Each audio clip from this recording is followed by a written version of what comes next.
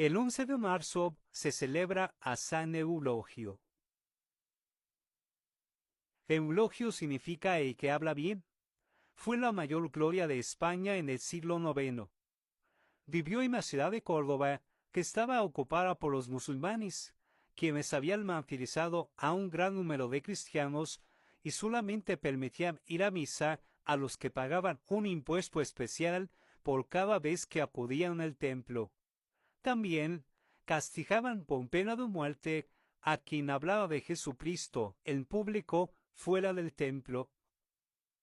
Después de estar encarcelado, pasó huyendo 10 años en la ciudad que en los campos, pero afortunadamente fue recopilando los datos de todos los cristianos que iban siendo martirizados y los publicó en un libro llamado Memorial de los Mártires.